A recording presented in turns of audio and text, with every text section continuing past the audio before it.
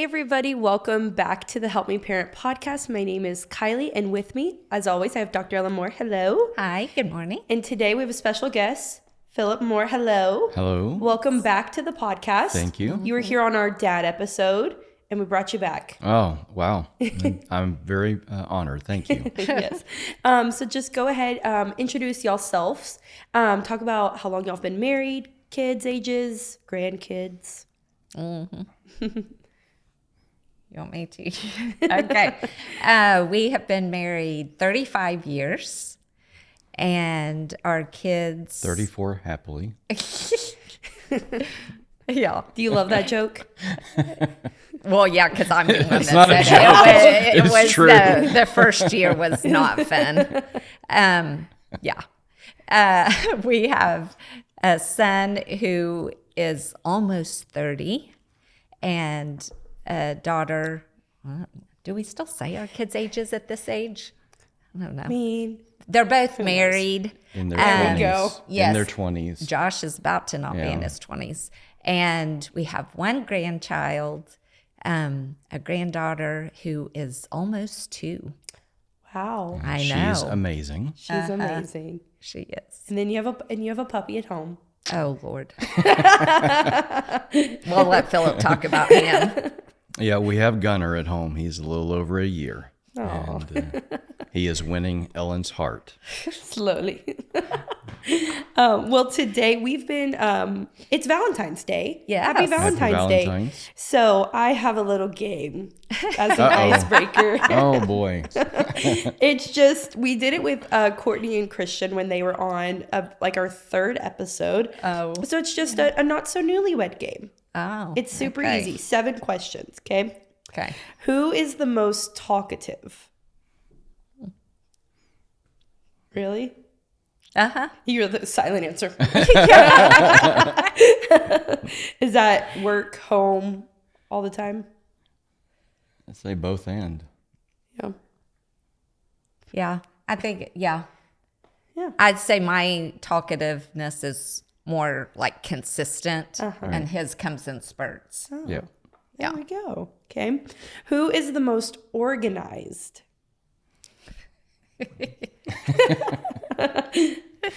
No question. That's Phillip. I was looking at some of these and I was like, I feel like I might know these.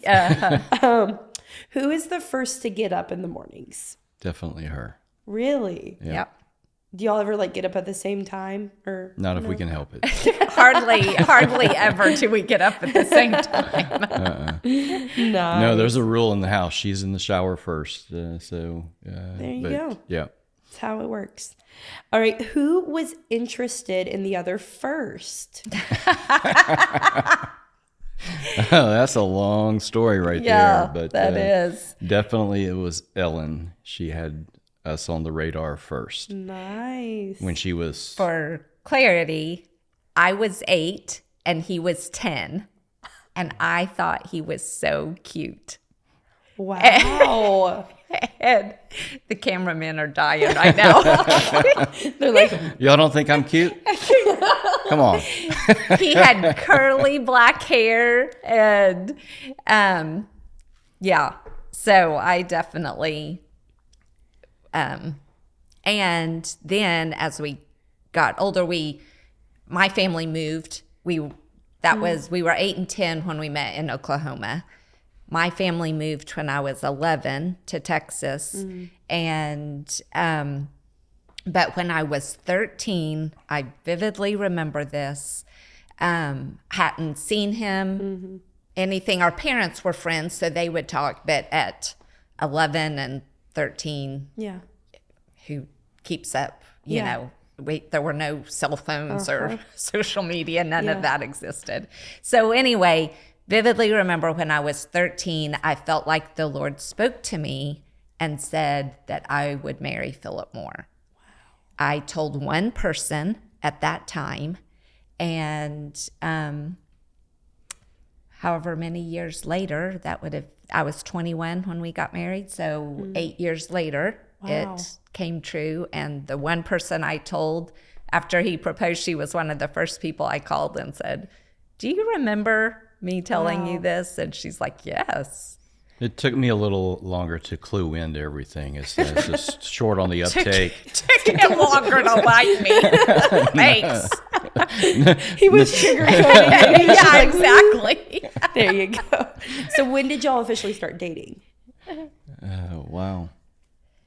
It would have been Officially was the year that we got married. Because we tried it and it didn't work, and we were just friends. And then we went on some dates in 88,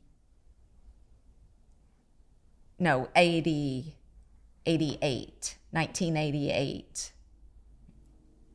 no, it'd been 86, 87. We were Oh, on yeah. some dates and it didn't work. Right. And we were like, hey, let's just be friends. Yes. And then it was in the January of 88. We just ran into each other at a New Year's Eve party.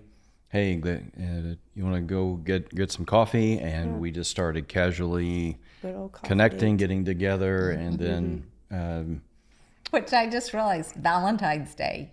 yeah. Valentine's Day of 1988.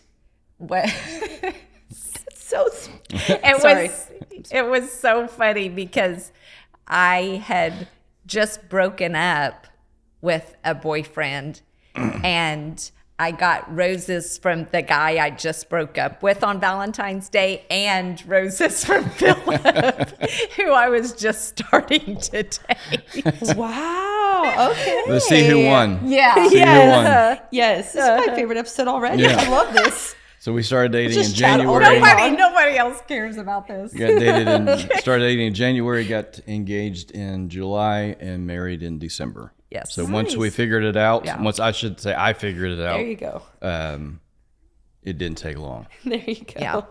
There's a long story in there Oh, that we're yeah. going to We're That's just a whole nother yeah. episode. Yeah, exactly. Alrighty. So who is more stubborn? Going back to our questions.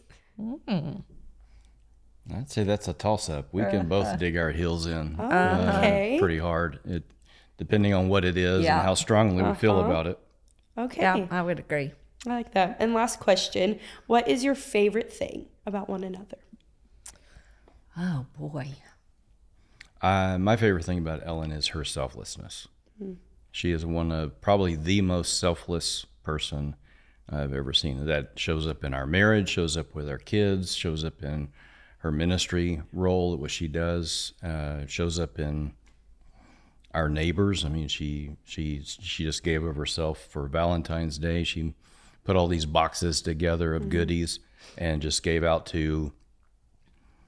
We have two widow neighbors, one behind us and one to the side of us, and she loved on them and just took them those boxes. And she's developed a really strong relationship with the Starbucks store, and she took 3 of those boxes to them because they know her by name now. It's pretty scary. What But Starbucks is that? So I can go. yeah, go to that one and say you know If Ellen. tell It'll them, get you. tell them you have a mobile order for Ellen. So they know. That's But funny. she is one of the most selfless, loving people I've ever met. Man, it's hard to pick one, but I think one of my favorite things about Philip is his wisdom. He is a very wise man and a very good man. That's different than a wise guy. Yeah. Okay. Not a wise guy. You can be a wise guy, but his wisdom and goodness. Yeah. Yeah. Wow. See, it was a great game. Yeah. I love Great that. game. Well, we have been talking about in the past few episodes going through the different stages of parenting. And today we're just going to kind of go back and hit all of them because y'all have gone through all of them. Y'all are currently in the empty nest, the friend stage of parenting. Yeah. Is it your favorite stage, you would probably say?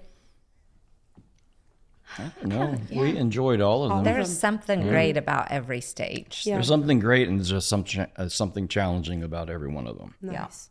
But Agreed. we're enjoying it.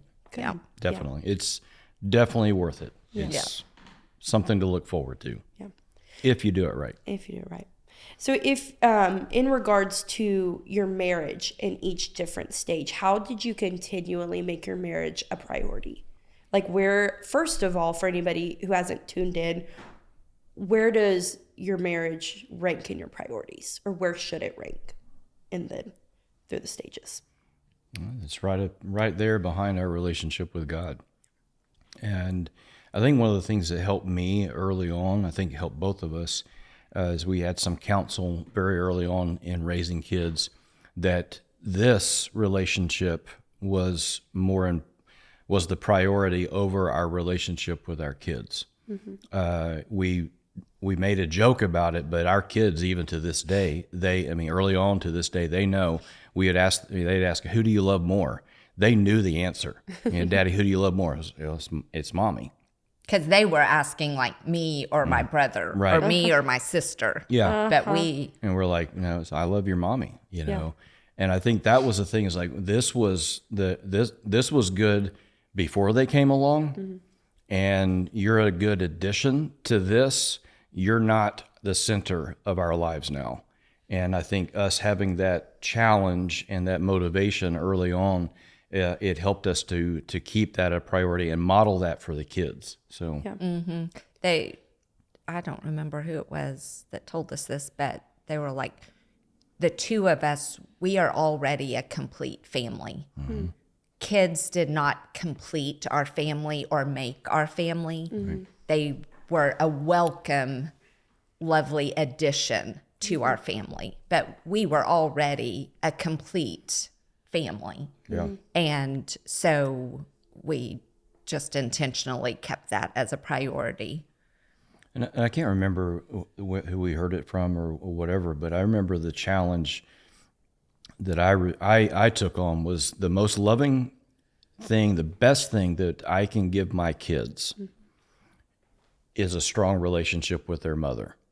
Yeah. If they know that I love her, I value her, this is good, this is strong, this is healthy, they may think that they want to be the center, but they really don't.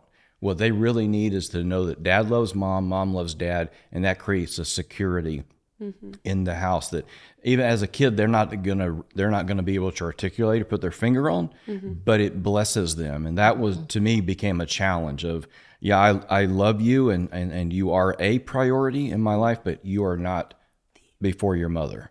And establishing that from the get-go, I think helped us. Yeah. So going to the infant and toddler stage, how did you prioritize it then? We've talked about that's when you're helping them to be a human being. And y'all are also in a unique position because your kids Josh and his wife Kennedy are going through that. They're in the infant toddler stage. How have you kind of been able to speak into that as well? And how did you do it when y'all were in that stage? I think as infant and toddlers, number one, we were, at that time we lived in London, England, and we had no family around. Wow. It was just us, and Josh was born there. That Megan was born there as well. But when Josh was born, we had a church family, but we didn't have any grandparents or aunts and uncles, anything like that to help us, like with babysitting or having a date night or anything like that. So I think a couple of things that we did, we took advantage of when they went to bed. And that would be a date night, would be after we put Josh to bed. I remember, I think the first date outside of the house that we had, I think it was the first, but I remember our anniversary is on New Year's Eve. So Josh was born in March, and on New Year's Eve, we were like, we just need to get out of the house for a few minutes. And I wanted to be downtown London and hear Big Ben strike midnight. And so we got somebody to come after we had put him to bed. So we literally left our house at like 10 o'clock at night to take the tube into London. We grabbed some hot chocolate from a street vendor and heard the Big Ben go off, strike 12 for the new year. Well, we heard the first bell. Well, After yeah. that, everybody was so crowded we didn't hear anything It was else. so loud. It was freezing cold. It was so cold.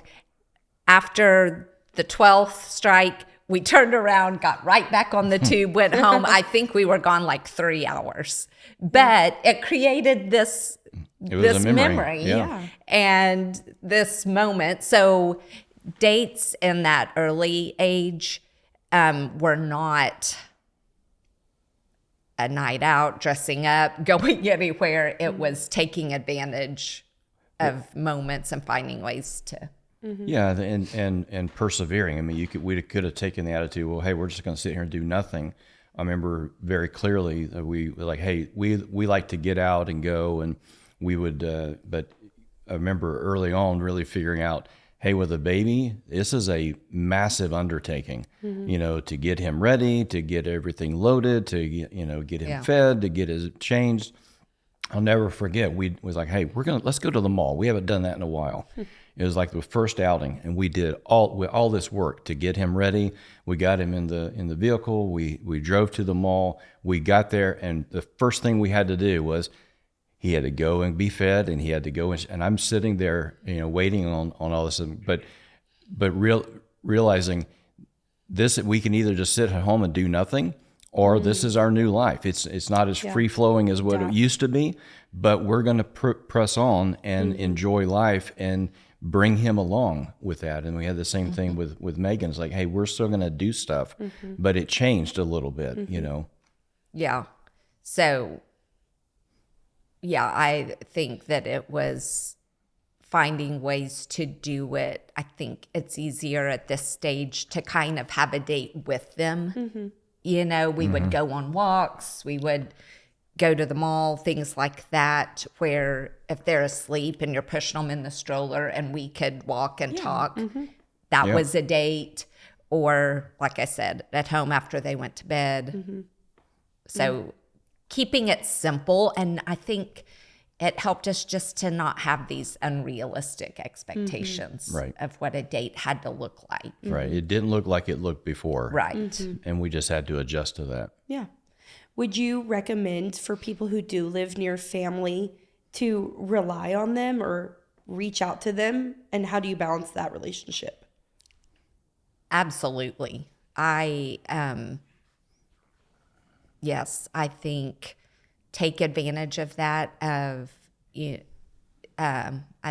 Obviously, depending on the relationship, the distance, all of that.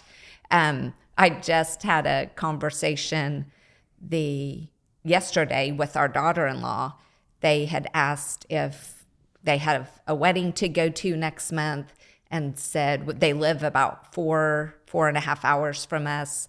And she was like, is there any way that you could come and babysit? From a grandparent's perspective, I love being asked. And it's like, yes, we will make that happen.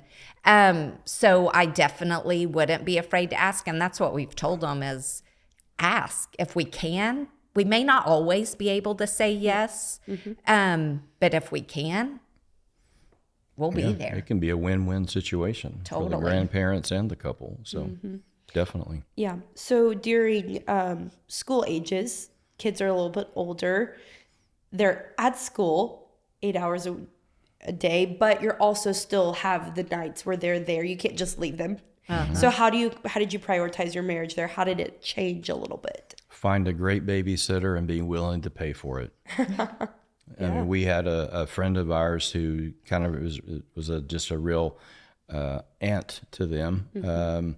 And she would come over and she loved hanging out with them. And so we would take advantage of that. I mean, because she wanted to do that, but we needed to be a priority. And so that is the stage where we're like, hey, we can have a babysitter for a little bit longer. let's make it a priority. And I remember that's when we would go and do the nice dinners or the, hey, let's go downtown, kind of thing. And go to a movie. Yeah. Yeah, whatever. The other thing about this stage that Philip initiated that I am so thankful for, and it just showed a lot of wisdom. We figured out that even one night away was like gold. It's like we didn't have to have a week away from the kids. That's just not realistic.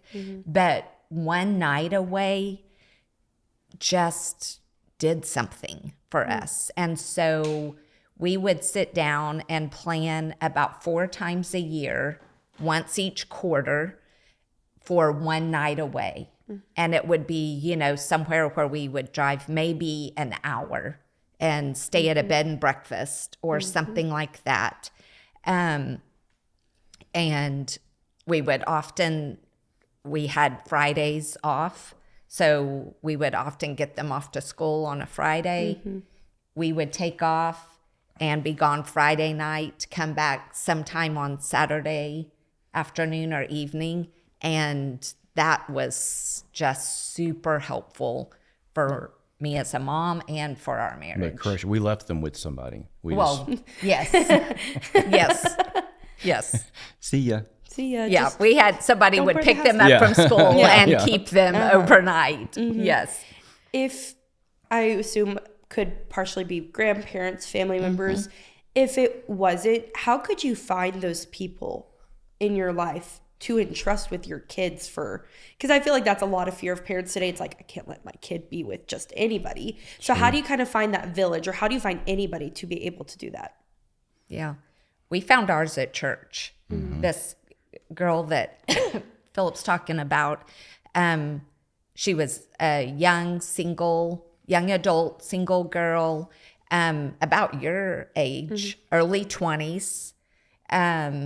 And she loved our kids loved her. And so we would book her. To this day, they still call her auntie. And she's just been a friend of the family, so. Yeah. And then a little bit later, we had the advantage of having grandparents nearby. So we would take advantage.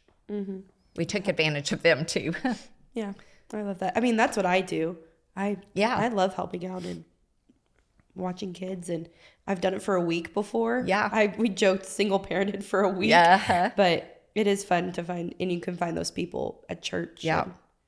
Trustworthy. Yep. I think the key word on all of it is just intentionality. It's like at every stage there could be any number of reasons why you can't or why you shouldn't or whatever, but it's just like, hey, we're going to be intentional. Be it early on, it's a walk. Later on, it's hey, let's go see a movie, or whatever. But it's just being intentional. Yeah. And do you think your kids look at that time when they saw y'all focusing on your marriage, that now translates into their marriages? Yeah. Has it impacted? I hope so. Yeah. They, for sure, Megan has said that. And I think that they both are grateful for the example of what it looks like to make us first over them. Yeah. What changed did elementary and high school, did that change a lot or not really? Kind of the same principles applied in regards to prioritizing your marriage? I think so. I think the principle was the same. I think the biggest thing that changed in high school is they could stay on their own more, freedom. Which made it a little more convenient, a little cheaper. Yeah. You're like, great. Yeah. Love the teenage stage. Yeah. Yeah. And then now the stage y'all are in, empty nest. So you have each other and Gunner. Yeah. So that was a disruption to the empty nest. So how is now, it's your life now. Of course, you have your added family time with them, but they are now have their own families. any of grandparent time, but how do you prioritize it now? What is the role it plays now in your life? Go ahead. Well, one, I think it's not as, in one sense, it's not as hard to prioritize because when we go home, we just have each other. Yeah. I mean, so we have every evening, every weekend, is time with us. I think the challenge for us, especially at the beginning of the empty nest, and I think we still have to kind of navigate it, we found ourselves spending more time at work. We had this freedom now. We didn't have to be home at a certain time to pick up kids from school or from practice. We didn't have to be home in time to cook dinner. And get to bed early. Get people in bed, make sure they were in bed, whatever. And so we found ourselves working more and found ourselves being at the office till 7 o'clock at night. And I remember we finally sat down and were like, okay, hold on.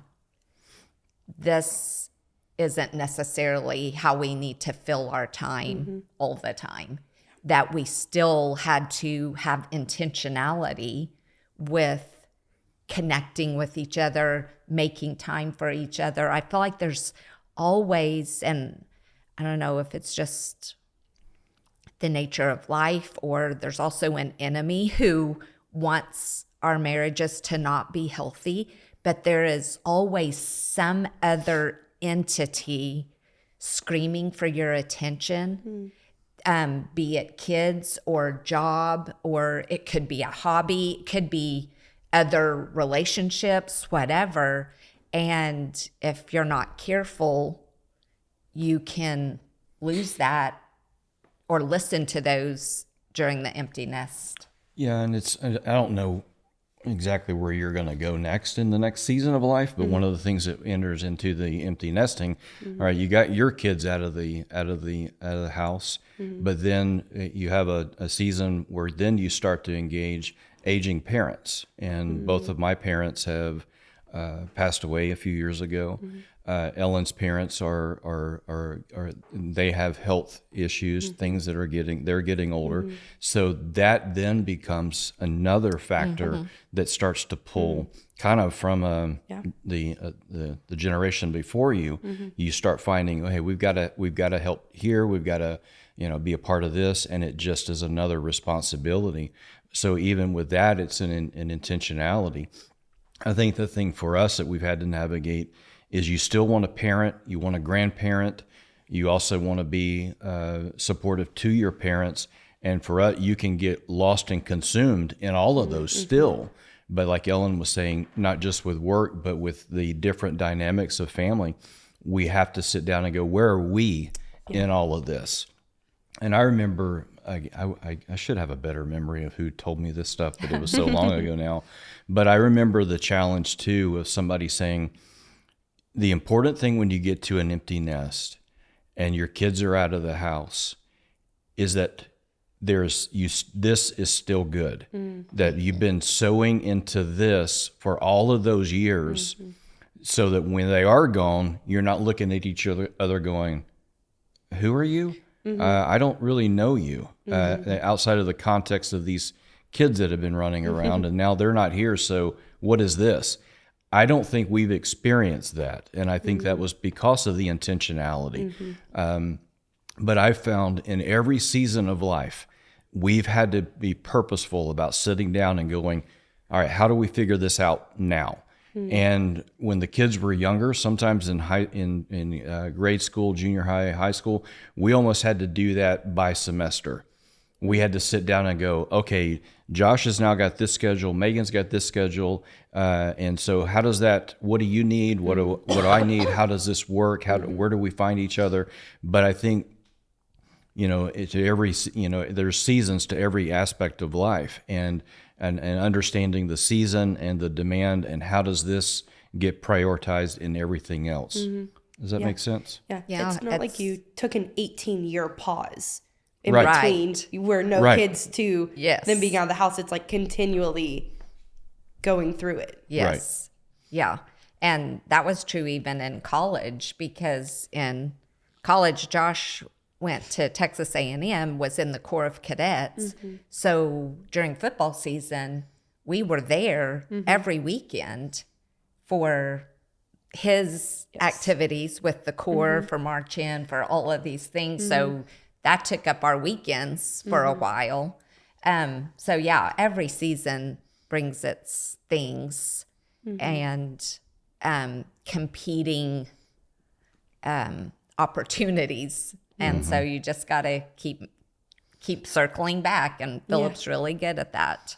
Yeah. Otherwise, you can get lost in this over here, and there's nothing wrong with this. But if you get lost in this over here, then other things start to get your second priority. They get pushed down the line, and that's where I think gaps and cracks and stuff start to happen.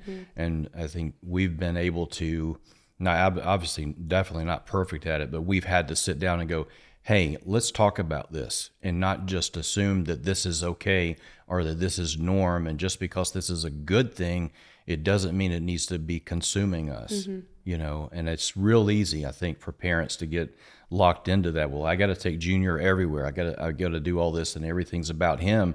And then they look up and go, I haven't spent any time with my wife. Yeah. So, Yeah, you don't have to say yes to everything, which Philip reminds me often. Yes. And I was going to say something else. I just forgot. That's okay. okay. Well, that perfectly leads into what I want to talk about next. What do you do when, or sometimes if, your marriage takes a backseat to parenting? Of course, life gets busy. Kids can be hectic, whether you have 1 or 4. But what do you do when you realize, okay, it's not a priority? How do you get it back to that? Yeah, thank you. That's what one thing I There was we go. going way to to go. just say. You read her mind. High five. That we didn't always have these conversations about being intentional, getting things on the schedule completely proactively. Right. It was when we realized, oh, Yeah. we're off. We're not connecting. There's way too much tension here. There's way too much frustration on one part or the other.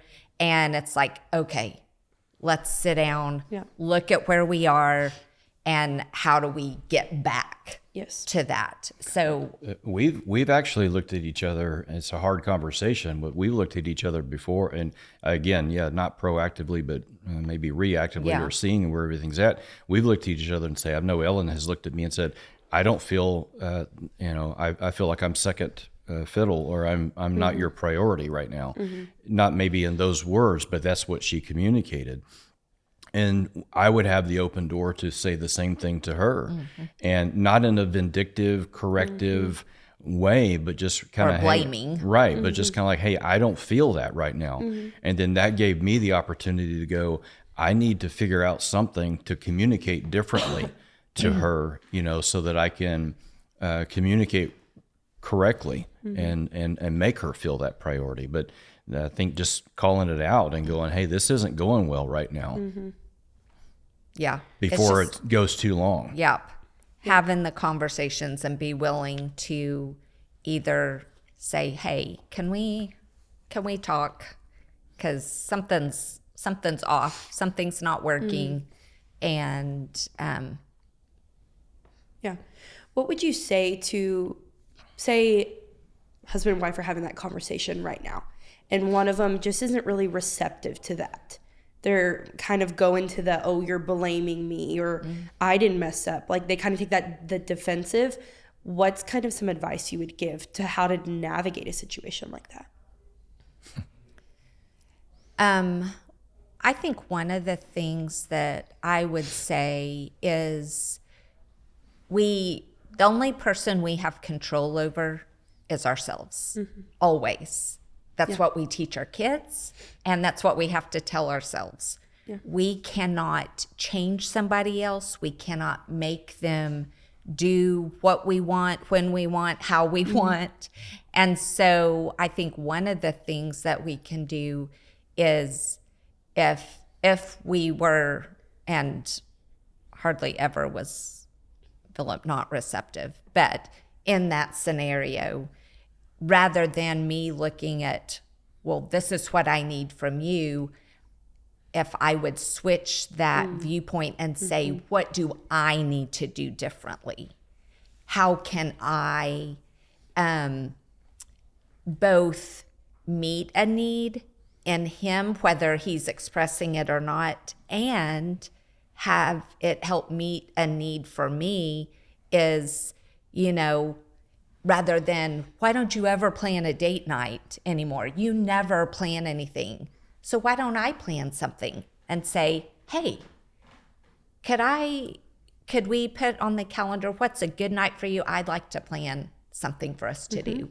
And you just take it on yourself to take the initiative and do something. That's one of the things I would say. Yeah, I think sometimes I may not understand where Ellen is coming from or what she's communicating, but that's not the issue. The issue is that she's feeling this way, and this is her reality, and that's where she's coming from. So I think the question I have to ask is, hey, what can I do differently? What do you need differently? And then hear from her, and then it's an act of love, it's an act of service, it's an act of selflessness to say, I don't need that. That's not it. I don't see that. I don't understand that. But it's not about me. It's about her. And so I need to give her what is going to speak to her, in this moment, in this situation. So I think it's really just, quite frankly, it's getting over yourself. Yeah. And if your spouse is saying, hey, this isn't working, well, you're not sitting there to debate, yes, it is, or no, it's not. They're telling you from their chair it's not working. So then my responsibility is to, okay, help me and understand, what can I do? How can I minister to you? What can I do differently that would speak to that thing? Yeah. And then be willing to do it. Yeah. And I think if one is not receptive in that moment, to not get upset or offended or, shut down or say, well, fine, I'll just go do my own thing, is to, I think when we have those conversations, it's really important to look at, obviously, how we have those conversations, the tone, all of that, but it's also really important when we have those conversations, and to just be intentional in the timing when, you're just coming in the door from work, probably isn't the best time to have the conversation. When, they're stressed out over a big work project or whatever issues, probably not the best time to have the conversation. So just to be wise on both when to have the conversation, how to have the conversation, and the words themselves, but also the tone, I think can really open up, make it easier for the other one to hear you. Yeah, and I think it's both of us. This relationship takes both of us. And so whenever something isn't going right, it's never 100% her fault or 100% my fault. What I have found is usually somewhere in there, I'm 70% to blame. She's got 30% of this. So I need to own my 70. I'm definitely the major offender here, but it's important too in conversation for Ellen to go, hey, I don't know that I did it exactly right either, and own her 30, because it's real easy for us to sit here and point the finger and go, this is your fault. Why don't you fix it? Why don't you do it? But there is self-awareness says, hey, I probably contributed something to this. And I'm going to own that. And I think it just realizing it's a partnership. This is our marriage. It's not my marriage. It's our marriage. And it takes both of us working. Rarely ever is it mostly her fault. She's usually on the lower percentage, but it's usually I'm the bigger.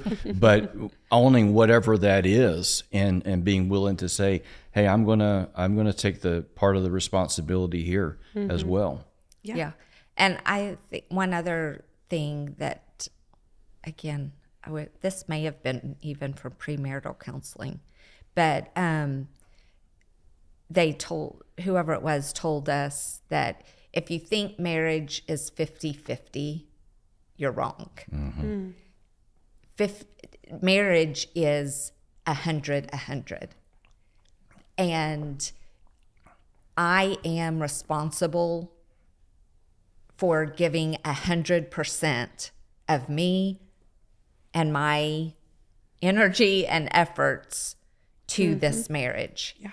And so it's not like, well, you're not doing your part. It's like, again, I'm the only one I have control over. And I am not responsible for giving 50% of me to this marriage. That I'm not giving anything more. Right. Right. And sometimes it will feel like it's 100 or 110 and nothing, but that's not the case. But too, I think the thing I've realized is that, okay, we're 35 years into this. We've known each other. I mean, we came to a point Almost 50 years. We came into a point early on in our marriage where we were married longer than we had been alive. I mean, we had known each other. But in fact, in spite of the fact that how long we've known each other, the similarities of our background, our families knew each other. I mean, there's a lot of stuff that outside you could look and say, well, man, y'all had it easy. I've learned, we're 35 years in now, that we're still working at this relationship. Yeah. And I think the moment that we take our foot off the gas pedal and go, well, hey, we're just going to coast, that it doesn't go well. And that sounds like, oh, great, man, I'm going to be working on this for all my, that's not the attitude. The other side of it is I'm still learning things about her. We're still learning and growing and developing, and we're doing it together in this season. We're grandparenting together. We're taking care of aging parents together, and we're figuring all of it out together. So it's a constant. You're never arriving. You're continuing on the journey. And you can either look at that as a negative, like, oh my gosh, or you can say, man, that's pretty exciting that 35 years in, we're still learning, we're still growing, and it's not, Yeah, and there's still lots more to discover. Yeah. Yeah. That's awesome. Kind of back to the parenting side of things, what are some things you're glad that you did as parents? And maybe in each different stage or just kind of overall, what's something you're glad you did? I'm glad we communicated early on with our kids that this is number one. That to me was some of the hands down best advice that we got, and we saw it early on. Especially Megan, she would try to weave her way into this, and kind of we're like, no. I mean, even practically. Remember the advice we got after dinner? We had dinner, family dinner, but the two of us would go sit down on the couch, and we would have, hey, how's your day? And conversation. The kids would want to come up and jump in the middle of it. And we'd like, no, this is mommy and daddy's time. Y'all go play, do your own thing. This is our time. And at first they were kind of, they pushed back on it, but we were like, no, we mean it. This is important. And that pretty soon they got it, and they realized that, hey, that's mommy and daddy's time. We're going to leave them alone. And it just modeled, but it also for them, but it also modeled for us what we need to do. Yeah. Yeah. And another benefit to that, by having your date nights after they go to bed, if they never see you having a conversation together, it's hard to model it. And so that's when we got this advice was, all right, after dinner, they're awake, but we go sit on the couch and for 10 or 15 minutes, talk about our day in front of them. They can be playing in the same room, but they can't interrupt our conversation. Yeah. And so they're seeing us, seeing what a healthy relationship looks like, what a healthy marriage looks like. Oh, it requires talking, it requires conversation. So yeah, I would agree. Another thing that I'm glad we did was we didn't try to be their friend from the get-go. We prioritized being a parent over being a friend, and that we stayed firm and consistent on the boundaries. That was especially important with Megan, our daughter, which we've talked about a lot.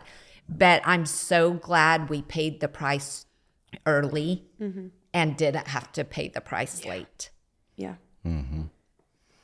Yeah, I think we set the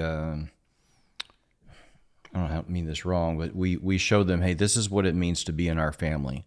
And being a Moore, we go to church. This is the things that we value. These are the things that we do, and we kind of set that out before them, and as an example and we celebrated. I mean, I remember one of the things that I was challenged on as a dad was to voice my excitement about our family, and that my kids needed to hear I was excited about being their dad and about being Ellen's husband.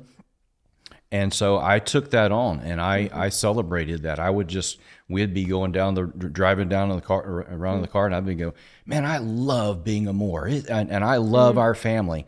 And I generated because they used to do all these school programs, and they'd be up in front of people doing, and I generated sporting games, or whenever we couldn't connect or say something, we would have I created our own family hand signal that they're up on the stage. I would shoot them our family hand signal, and Not they would shoot them the finger. no, shoot them the finger. But I would give them our hand signal, and they would light up about it, and then they would later on they would do it back to me. And now even, I'm going to give this away, but sometimes when I'll speak on Sunday here, Megan will come and sit on the front row to hear me speak, and I'll give her that hand signal. Or she'll give it to you. Yeah, and it's just between us, But it was. I remember getting that challenge as a dad, as the husband, as the leader of my home, that for my family, for my kids to hear, Dad's excited about our family. Yeah. Dad loves our family. Was powerful, and I'm glad I got that advice, and probably could have done it better, but I'm glad that I saw that challenge, and I did that for our kids. Yeah. One thing you mentioned, like, this is what we do as a family. We go to church. We do this. We do this. Obviously, y'all have always been in ministry, always been in church, so your kids were always here. But there's kids who don't want to come, or they're like, parents are like, do I make my kid come to church? Do I bring them even if they don't want to? Do I make them go to youth group? Do you? And why? Yeah, I think for us, it was real important for us to create an environment with our kids that we are followers of Jesus, that this is who we are, this is what we do, this is what is the guardrails on our life, is we live our lives as followers of Jesus. And so when we came to church, and because we both worked in ministry, we were at church a lot, but we never put it to the kids like, all right, you have to do this or act like this because we're in ministry. Yeah. Right. It's because we're followers of Jesus. This is how we live our lives. Right. And so